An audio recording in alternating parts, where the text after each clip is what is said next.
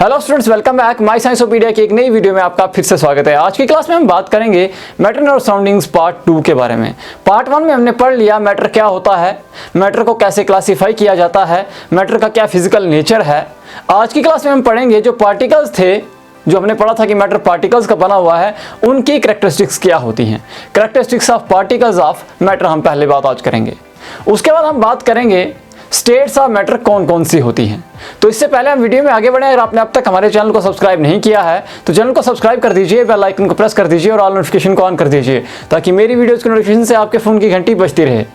तो चलिए आज की क्लास शुरू करते हैं। आज की क्लास में हम सबसे पहले पढ़ेंगे characteristics of particles of matter. हमने लास्ट क्लास में डिस्कस किया था कि फिजिकल नेचर जो है मैटर की, वो मैटर जो है पार्टिकल्स का बना हुआ है। अब हम उन पार्टिकल्स के कैरेक्टरिस्टिक्स के बारे में बात करेंगे।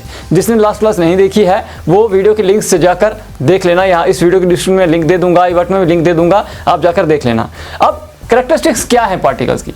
सबसे पहली कैरेक्टरिस्टिक ये है कि particles of matter have spaces between them. ये जो पार्टिकल्स हैं मैटर के, उनके बीच में जगहें होती हैं, उनके बीच में खाली जगहें होती हैं। अब इस चीज़ को हम कैसे डेमोन्स्ट्रेट कर सकते हैं? हमने लास्ट क्लास में एक एक्टिविटी के बारे में बात की थी। हम चीनी को पानी में घुला देते हैं। हम एक बीकर लेंगे, हमने एक बीकर ले लिया और उसमें हमने पानी लिया इस लेवल तक। उसमें हम 50 ग्राम या 100 ग्राम चीनी जो है वो घोल देंगे। चीनी डालेंगे और स्टिर करेंगे ग्लास रॉड से, तो क्या होगा? चीनी इसमें डिज़ोल्व हो जाएगी। ठीक है, चीनी डिज़ोल्व हो जाएगी, लेकिन वाटर का लेवल यहां से ऊपर नहीं जाएगा।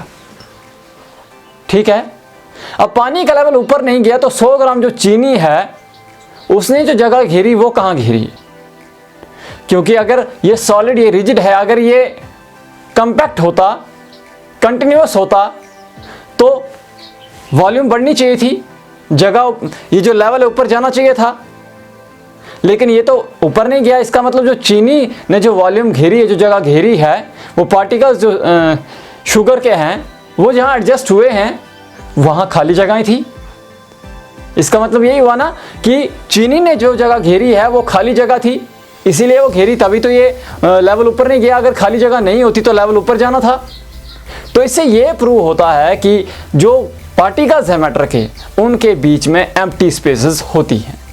अब दूसरी जो कैरेक्टरिस्टिक है पार्टिकल्स ऑफ मैटर की, वो ये है कि उसके जो पार्टिकल्स हैं, मैटर के जो पार्टिकल्स हैं, वो हमेशा मोशन में रहते हैं। द पार्टिकल्स ऑफ मैटर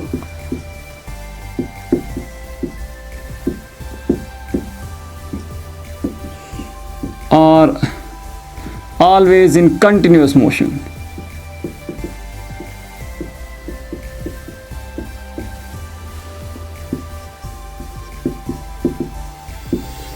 दूसरी चीज़ ये है कि मैटर के जो पार्टिकल्स हैं वो हमेशा कंटिन्यूअस मोशन में होते हैं। अब इस चीज़ को डेमोन्स्ट्रेट करने के लिए हम दो तरीकों से, बड़े आसान एक्टिविटीज़ करके हम इसको कर सकते हैं।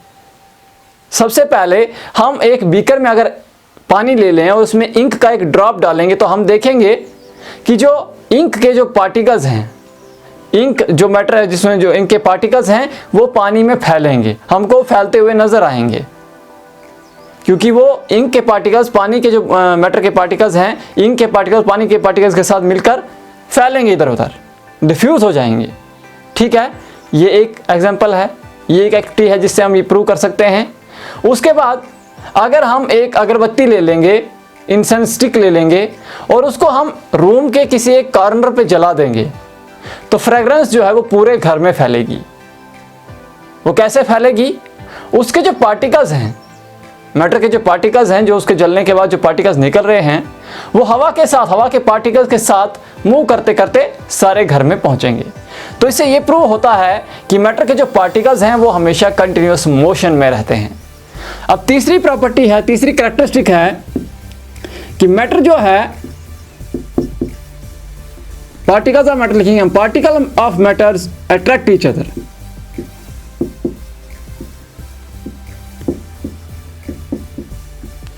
ये एक दूसरे को अट्रैक्ट करते हैं। अब इस चीज को प्रूव करने के लिए हम सिंपल सी एक्टिविटी करेंगे। हम देखते हैं हाथ हमारा हवा में हम आसानी से मूव कर सकते हैं। क्योंकि इसके बीच में ज़्यादा स्पेसेस हैं तो हम आसानी से मूव कर सकते हैं। अगर हम इस चीज़ को लिक्विड में ट्राई करेंगे तो लिक्विड में जो पानी है, जैसे पानी है हमारे पास, उसमें हम आसानी से मूव कर सकते हैं, लेकिन थोड़ा बहुत हमको लगता है कि हम फील होता है कि मूव कर रहे हैं। हनी में अगर मूव करेंगे तो थोड़ा ज़्यादा फील होगा, लेकिन क्या सॉलिड में मूव कर सकते हैं? इसका मतलब क्या है, एयर के जो पार्टिकल्स हैं वो दूर दूर हैं, उनमें ज़्यादा अट्रैक्शन नहीं है। लिक्विड के जो पार्टिकल्स हैं वो थोड़े नज़दीक हैं, उनमें थोड़ी अट्रैक्शन है, हमको थोड़ी वहाँ पर फील होता है कि हमारा हाथ मूव कर रहा है। लेकिन सॉलिड के जो पार्टिकल्स हैं वो क्लोजली एक दूसरे के साथ अट्रैक्टेड हैं, वहाँ पर हम सॉलिड के थ्रू हम जो है अपना हाथ मूव नहीं कर सकते हैं। समझ में आ गई?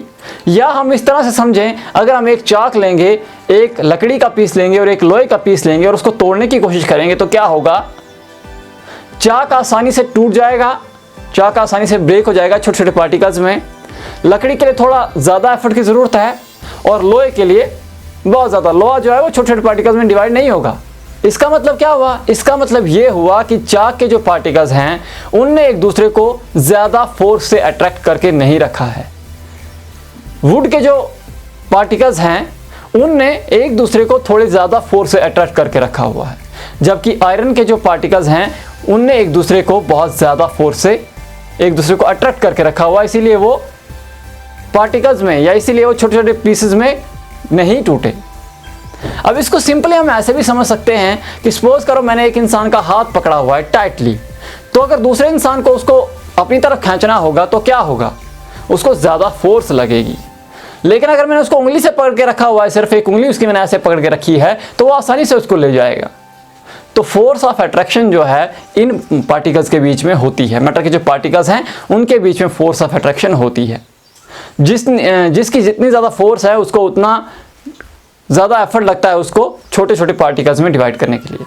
जिसकी जितनी कम फोर्स है उतने आसानी से हम उसको छोटे छोटे जो पीसेस हैं या छोटे छोटे पार्टिकल्स हैं उनको अलग कर सकते हैं। ठीक है, ये हो गया जनरल कैरेक्टरिस्टिक्स ऑफ मैटर के बारे में। अब स्टेट्स ऑफ मैटर की बात आती है, तो अब बारी आ जाती है स्टेट्स ऑफ मैटर की। अब जब हम अपने आसपास देखते हैं तो हम देखते हैं कि हमारे पास जो मैटर है, आसपास जो मैटर है वो तीन फॉर्म्स में एग्जिस्ट करता है। कौन कौन सी हैं? पहली है सॉलिड, दूसरी है लिक्विड और तीसरी हैं गैसेस। अब सॉलिड क्या हुआ? सॉलिड मैटर की वो फॉर्म है जिसकी एक फिक्स्ड शेप है और फिक्स्ड वॉल्यूम है। सॉलिड को अगर हम डिफाइन करें, it is form of matter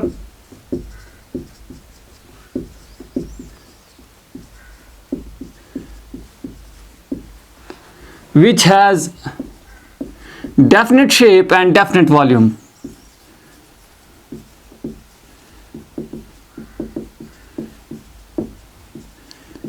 Shape and definite volume. इसकी डेफिनेट शेप है और डेफिनेट वॉल्यूम भी है। सॉलिड्स जो होते हैं ये रिजिड होते हैं, बेंड नहीं होते हैं, फ्लेक्सिबल नहीं है, ठीक है, कंपैक्ट होते हैं,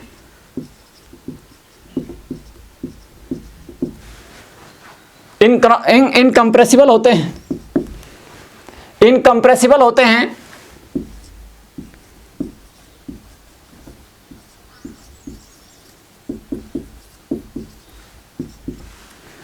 हार्ड होते हैं,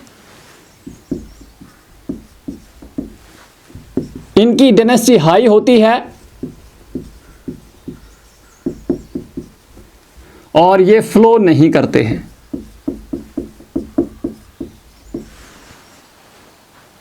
ठीक है, सॉलिड वो स्टेट है, सॉलिड वो फॉर्म है मैटर की जिसकी एक डेफिनेट शेप है और एक डेफिनेट वॉल्यूम है।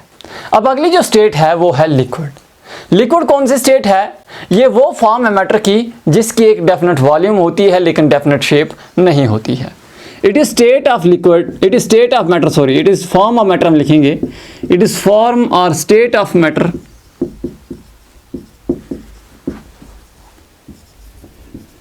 which has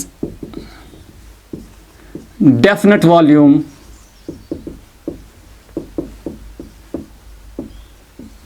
but not definite shape, but not definite shape। इसकी एक डेफिनेट वॉल्यूम होती है लेकिन डेफिनेट शेप नहीं होती है। लिक्विड्स जो हैं ये भी सॉलिड्स की तरह ज़्यादा कंप्रेसिबल नहीं हैं।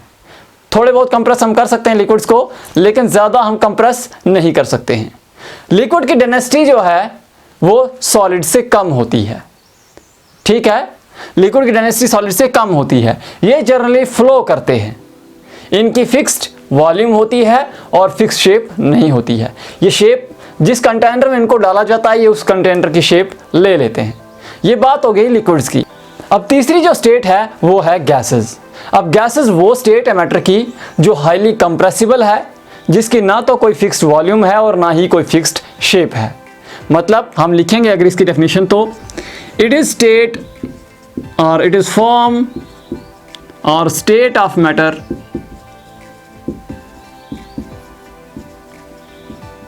which is highly compressible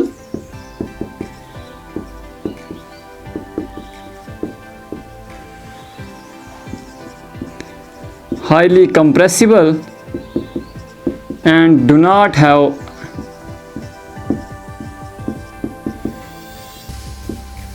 fixed shape or volume।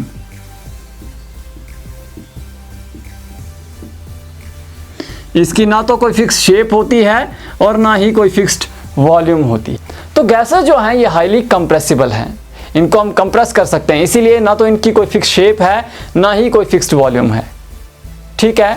Gases की डेंसिटी की अगर मैं बात करूं तो गैसेस की डेंसिटी लिक्विड और सॉलिड से बहुत कम होती है, ठीक है। गैसेस आसानी से फ्लो कर सकती हैं। गैसेस को जिस कंटेनर में हम रखते हैं उसको ये कंप्लीटली फिल करती हैं, जबकि सॉलिड्स और लिक्विड्स जो हैं ये उसको फिल नहीं करते हैं, कंटेनर को कंप्लीटली फिल नहीं करते हैं, लेकिन गैसेस करती हैं। तो ठीक है, इतना हो गया। ये हो गया स्टेट्स ऑफ मैटर और जनरल प्रॉपर्टीज या general characteristics of particles of matter के बारे में। आज की क्लास में इतना ही, लेकिन जाने से पहले वीडियो को लाइक करें, कमेंट करें और शेयर करें ताकि ज़्यादा से ज़्यादा लोगों तक ये वीडियो पहुंच पाए। साथ साथ अगर आपको बुक्स लेनी है तो बुक्स के बाइंग लिंक भी मैंने आपको वीडियो के डिस्क्रिप्शन में दे रखे हैं। अभी क्या अलविदा, फिर मिलता हूँ एक नई वीडियो में।